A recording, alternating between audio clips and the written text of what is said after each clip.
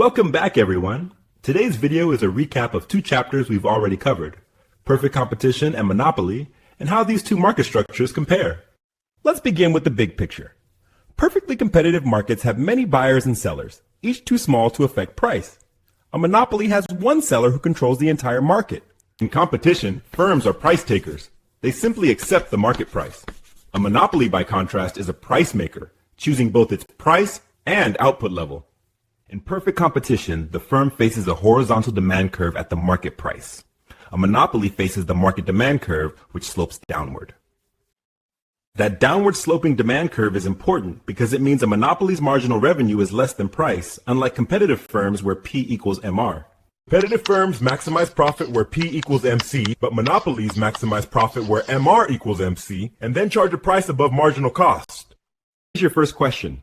Why does a monopoly charge a higher price than a perfectly competitive market? Now let's compare output levels.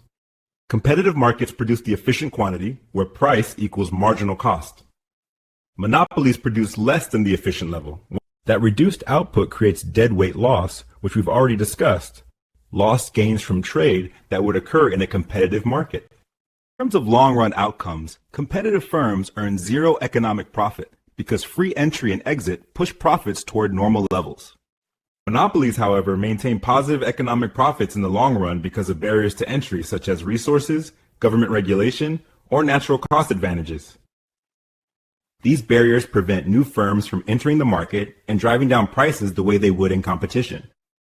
Another key difference is consumer welfare. Competitive markets lead to lower prices and more output, while monopoly leads to higher prices and lower consumer surplus.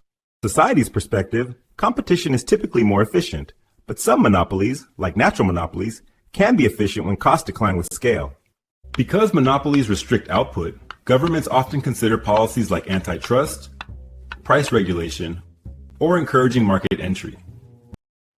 In contrast, perfectly competitive markets generally need little intervention because market forces tend to allocate resources efficiently. Competition features many firms, identical products, price-taking behavior, and efficient outcomes.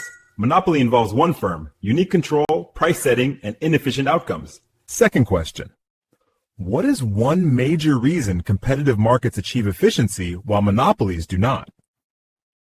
These comparisons help build a foundation for understanding more complex market structures, like monopolistic competition and oligopoly. That wraps up our recap of perfect competition versus monopoly. Keep these contrasts in mind as we continue exploring how real-world markets operate.